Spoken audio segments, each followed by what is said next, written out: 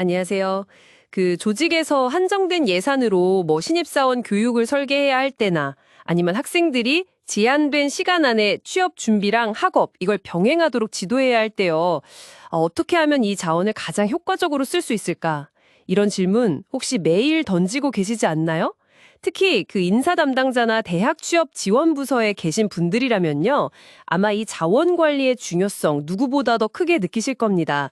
오늘 저희는 바로 이 했음 역량 NCS 직업 기초 능력 10가지 중에서요. 5번째인 자원 관리 능력에 대해 좀 깊이 파고들어 보려고 합니다. 여러분께서 보내주신 관련 자료들 바탕으로요. 이 능력이 구체적으로 뭘 의미하는지, 그리고 이걸 현장에서 어떻게 키우고 또 평가할 수 있을지 좀 실질적인 통찰을 얻어가는 그런 시간이 될 겁니다. 이 분야 최고 전문가시죠? 인력경영학 교수님 모셨습니다. 교수님, 우리가 왜 이 자원관리 능력에 주목해야 할까요? 이게 단순히 아끼는 거랑은 좀 다른 차원의 얘기겠죠. 네, 그렇습니다. 반갑습니다. 직업 생활이라는 게요. 본질적으로 보면 유한한 자원을 써서 목표를 달성하는 과정이거든요. 시간, 돈, 물건, 심지어 사람까지도요. 전부 다 자원이죠. 근데 중요한 건 이 자원들이 무한하지가 않다는 거예요. 그래서 얼마나 계획적으로 또 얼마나 효율적으로 이 자원들을 잘 배분하고 활용하느냐. 이게 개인의 성과를 넘어서 조직 전체의 생존과 성장을 결정짓습니다. 특히 지금 듣고 계신 여러분처럼 사람을 뽑고 키우거나 학생들의 미래 설계를 돕는 역할을 하시는 분들께는요. 이 자원 관리 능력에 대한 이해가 곧 업무의 질하고 직결된다고 볼 수 있겠습니다. 아, 그렇군요. 그러니까 단순히 절약하는 습관을 넘어서 목표 달성을 위한 어떤 전략적인 능력이다. 이런 말씀이시네요. 그럼 오늘 이 자원관리 능력의 속살을 한번 제대로 들여다보겠습니다. 개념 정의부터 시작해서요. 어떤 하위 능력들이 있는지, 또 이걸 어떻게 개발하고 평가할 수 있을지 자료들을 좀 꼼꼼히 짚어보면서 이야기 나눠보죠. 네, 좋습니다. 자원 관리 능력이라는 건요. 직무 수행에 필요한 시간, 예산, 물적 자원, 또 인적 자원, 이게 뭔지 정확히 파악하는 거고요. 그리고 이걸 확보하고 활용하기 위한 구체적인 계획을 세우는 거죠. 그리고 실제 업무 과정에서 효율적으로 배분하고 관리하는 그런 총체적인 능력을 말합니다. 그러니까 단순히 가지고 있는 걸 아껴 쓰는 그런 소극적인 개념이 아니고요. 목표 달성을 위해 필요한 자원을 적극적으로 찾아내고 또 계획적으로 활용하는 약간 그런 능동적인 역량인 셈이죠. 아, 능동적인 역량이라는 점. 그게 중요하군요. 자료에 나온 SK텔레콤 거점 오피스 사례 보니까요. 이게 단순히 출퇴근 시간을 줄이는 걸 넘어서서 직원들의 어떤 업무 몰입도나 만족도, 이걸 높여서 결국 생산성 향상이라는 결과로 이어졌다고 하더라고요. 이게 바로 자원, 그러니까 시간이나 공간 같은 자원을 효과적으로 재배치하고 활용한 좋은 예시가 되겠네요. 바로 그렇습니다. 그 자원의 중요성을 인식하고요. 목표 달성을 위해서 어떤 자원이 필요한지, 또 이걸 어떻게 확보하고 활용할지 스스로 고민하고 계획하는 노력, 이게 핵심입니다. 반대로 이 능력이 부족하면 어떻게 될까요? 자료에 나온 K씨 사례처럼요. 무분별한 게임으로 수면 시간을 막 낭비하고 즉흥적인 소비로 금전적인 어려움을 겪고 또 건강관리 소홀로 신체적 자원까지 고갈시키는 이런 악순환에 빠질 수가 있습니다. 이게 개인의 문제를 넘어서 사회 전체적으로도요. 패스트 패션처럼 쉽게 사고 쉽게 버리는 문화, 이게 심각한 자원 낭비나 환경 문제를 일으키기도 하고요. 야, 개인의 삶의 질부터 사회 문제까지 이게 다 연결되는군요. 이 자원관리 능력을 좀 더 구체적으로 이해하기 위해서 자료에 나온 4가지 하위 능력들, 이거 하나씩 살펴보면 좋겠습니다. 첫 번째는 역시 시간 관리 능력이겠죠. 이건 정말 모두의 고민일 것 같은데요. 네, 맞습니다. 시간 관리 능력. 이건 목표 달성에 필요한 시간을 먼저 파악하고 가용 시간을 확보해서 실제 업무에 효율적으로 배분하는 능력입니다. 시간 자원의 가장 큰 특징은 다 아시겠지만 누구에게나 하루 24시간 공평하게 주어지잖아요. 근데 한번 흘러가면 되돌릴 수도 없고 또 저장해둘 수도 없다는 점이죠. 그래서 더 계획적인 관리가 필요합니다. 그래서 시계보, 도계보 이야기처럼 시간을 어떤 투자 자산으로 보고 계획, 실행, 평가하는 습관, 이게 중요하다고 하는 거군요.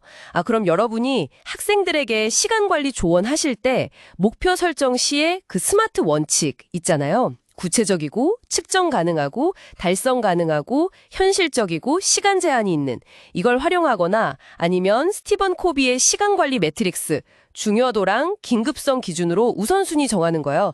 이런 방법을 알려주시면 좀 실질적인 도움이 될 것 같습니다. 네, 좋은 제안이십니다. 동시에 시간을 좀먹는 요인들, 이것도 인지하는 게 중요합니다. 자료를 보면요, 의욕 부족이나 완벽주의 같은 내적 요인도 있고요. 뿐만 아니라 불필요한 회의 또는 비효율적인 소통, 과도한 업무 집중 같은 외부적인 요인들, 이런 것들도 시간을 낭비하게 만든다고 지적합니다. 최근에 워라밸, 이게 중요해지면서 유연 근무제 같은 제도적 지원도 있긴 한데요. 본질적으로는 개인이 시간 관리 역량을 갖추는 게 핵심입니다.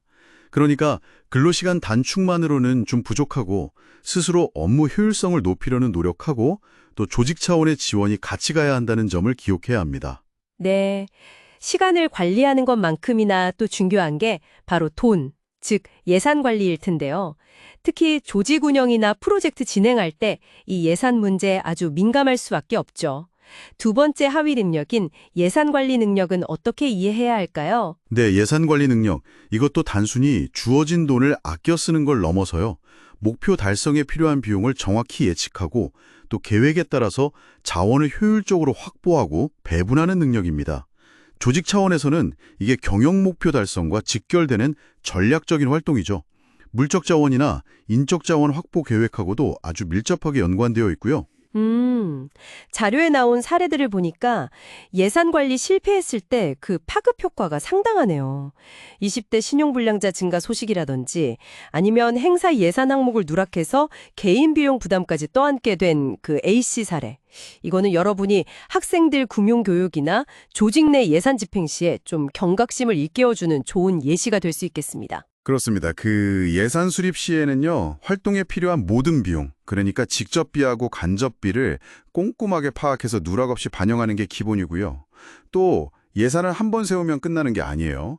집행 과정에서 계획대로 잘 쓰이고 있는지 지속적으로 확인하고 필요하다면 상황 변화에 맞춰서 유연하게 조정하는 이 통제 과정이 필수적입니다. 많은 기업에서 활용하는 ERP, 전사적 자원관리 시스템도 결국 이런 예산을 포함한 자원관리의 효율성을 높이기 위한 도구라고 볼 수 있죠. 네, 시간과 예산, 이게 눈에 보이진 않지만 정말 중요한 자원들을 살펴봤는데요. 이제 세 번째, 눈에 보이는 자원이죠. 물적 자원 관리 능력으로 넘어가 볼까요? 사무실 비품부터 시작해서 생산 설비, 학교 기자재까지 범위가 상당히 넓을 것 같습니다. 네, 맞습니다.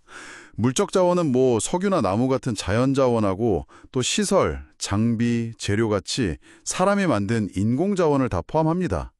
이걸 필요한 시점에 적절히 확인하고 확보해서 업무나 학습에 효율적으로 배분하는 능력. 이게 바로 물적 자원 관리 능력입니다. 정리만 잘해도 인생이 바뀐다는 기사 제목이 되게 흥미로웠어요. 이게 단순한 청결 문제를 넘어서 필요한 물건 찾는 데 드는 시간을 줄이고 또 쾌적한 환경에서 오는 어떤 심리적 안정감. 이게 결국 업무 만족도나 생산성 향상으로 이어진다는 거겠죠. 여러분의 사무 공간이나 학생들이 이용하는 학습 공간 관리에 시사하는 바가 크다고 생각합니다. 반대로 그 피사장 사례처럼 제대로 관리가 안 되면 정작 필요할 때 자원을 활용 못하거나 손실로 이어질 수도 있고요. 네, 효과적인 물적 자원 관리를 위해서는 몇 가지 원칙을 따르는 게 좋습니다. 먼저 왜 이 물건이 필요한지 명확한 목적을 가지고 있어야 하고요.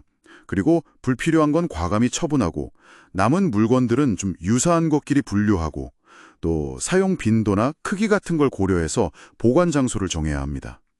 실제 정리나 보관 시에는 흔히 말하는 OS 있죠.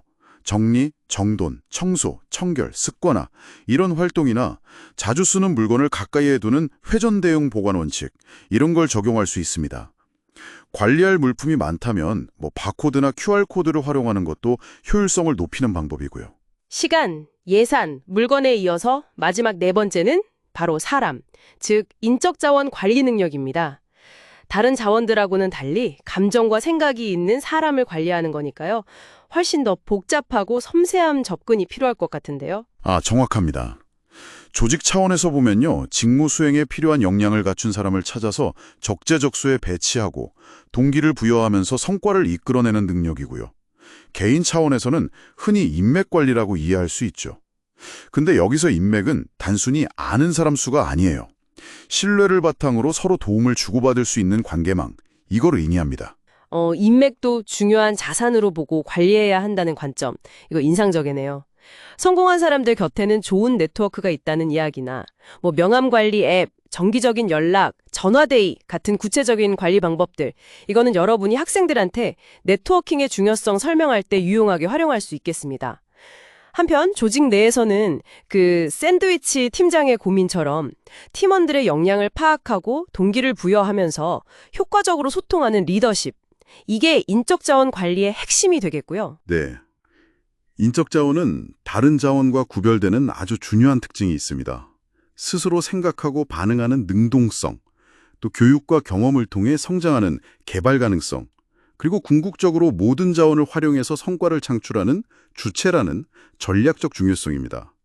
따라서 인적 자원 관리는 단순히 업무를 지시하는 걸 넘어서서요, 구성원의 잠재력을 인정하고 성장을 지원하고 또 공정한 평가와 보상을 통해서 동기를 부여하는 그런 아주 섬세한 과정이 필요합니다. 개인적인 인맥 관리 역시 링크드인 같은 플랫폼을 활용하거나 꾸준한 소통으로 관계를 유지하는 노력이 중요하고요.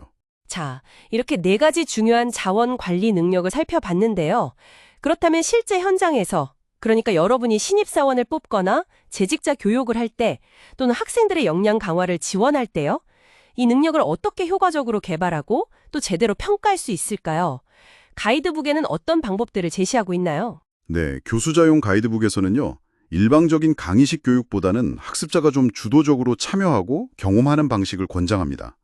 예를 들면 실제 현장에서 발생할 법한 문제를 주고 해결책을 찾아보게 하는 거, 문제중심 학습, PBL이라고 하죠.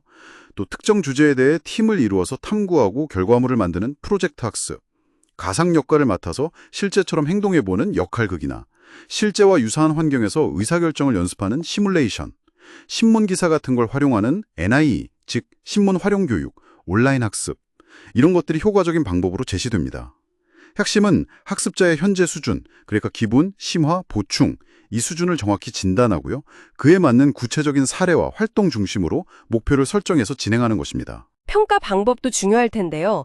이게 단순히 안다 모른다를 넘어서 실제 역량을 어떻게 확인할 수 있을까요? 네, 그렇죠.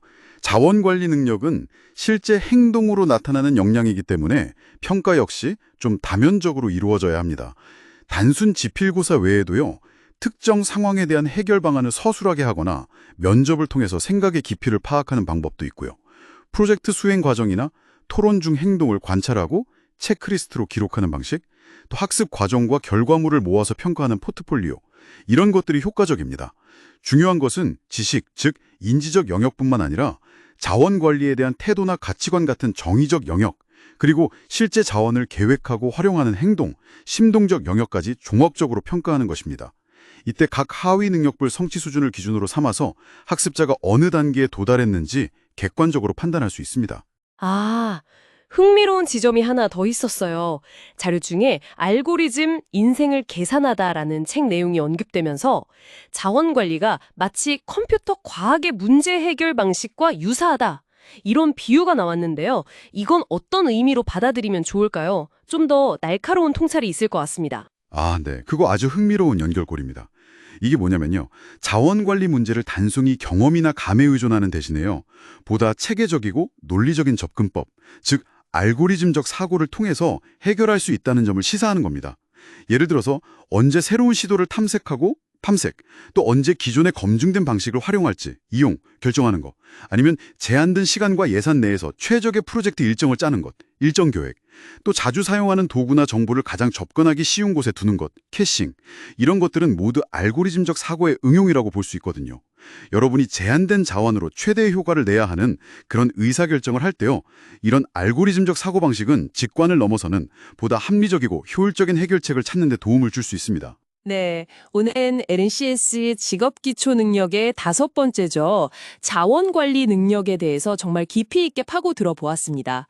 시간, 예산, 물적 자원, 그리고 인적 자원까지 우리에게 주어진 이 유한한 자원을 어떻게 인식하고 계획하고 배분하고 또 관리하는지가 개인의 성장과 조직의 성공에 얼마나 결정적인 영향을 미치는지 분명하게 확인할 수 있었습니다. 네. 그리고 기억해야 할 중요한 점은요. 이 자원관리 능력이 선천적인 재능이라기보다는 학습과 훈련을 통해서 충분히 개발될 수 있는 역량이라는 것입니다. 명확한 목표 설정, 체계적인 계획, 꾸준한 실행과 성찰. 이것만 뒷받침된다면 누구나 이 능력을 향상시킬 수 있습니다. 오늘 나눈 이야기들이 여러분의 조직 운영이나 학생 지도 현장에서 좀 실질적인 변화를 만드는 데 기여할 수 있기를 바랍니다. 네. 특히 오늘 이야기를 들으신 인사 담당자나 취업 지원 관계자 여러분께서는요, 인재를 발굴하고 육성하는 과정에서 이 자원 관리 능력을 핵심적인 기준으로 삼아서 평가하고 또 체계적으로 개발할 수 있는 방안을 고민해 보시면 좋겠습니다. 마지막으로 여러분께 이런 질문을 던지면서 마무리하고 싶습니다. 앞으로 인공지능이 더욱 발전하고 또 일하는 방식이 지금과는 완전히 달라질 미래에는요, 우리가 관리해야 할 자원의 개념 자체가 어떻게 변하게 될까요? 또 그 변화하는 자원을 효과적으로 관리하기 위해서 우리에게는 어떤 새로운 역량이 필요하게 될까요? 이 질문에 대한 여러분 각자의 답을 찾아가는 그런 여정이 되시길 바랍니다. 함께 해주셔서 감사합니다.